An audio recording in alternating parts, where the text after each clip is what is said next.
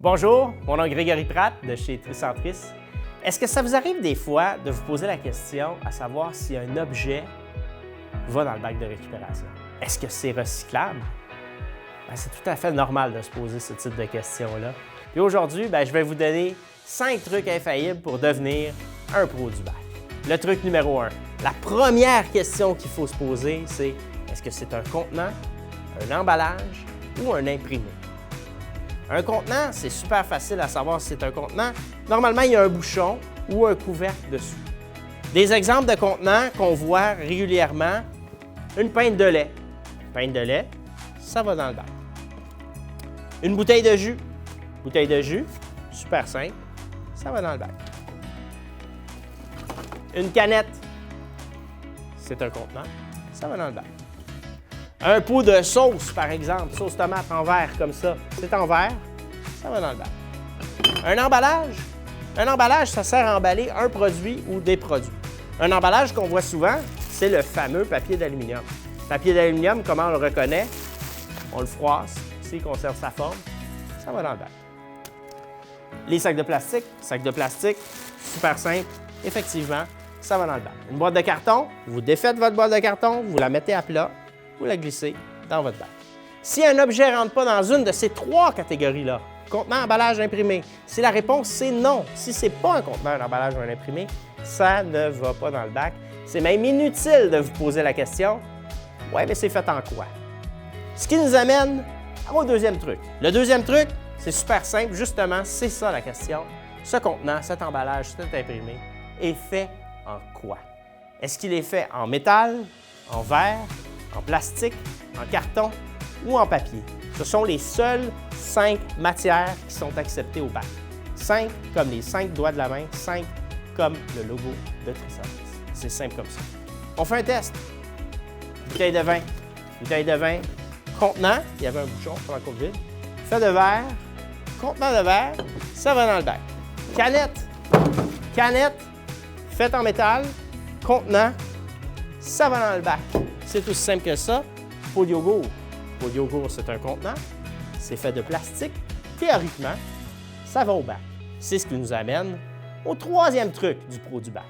Pour les contenants faits de plastique, il faut toujours vérifier en dessous du contenant si, ça peut être sur le côté aussi, là, mais s'il y a un Mobius, le petit triangle avec les flèches, avec un chiffre au centre. Les Mobius et les chiffres sont réservés exclusivement aux contenants faits de plastique. Les seuls chiffres acceptés sont 1, 2, 3, 4, 5 et 7. Le 6, il est recyclable, mais il ne va pas dans le bac. Je vous invite à consulter votre municipalité afin de connaître la filière de récupération disponible chez vous pour le plastique numéro 6.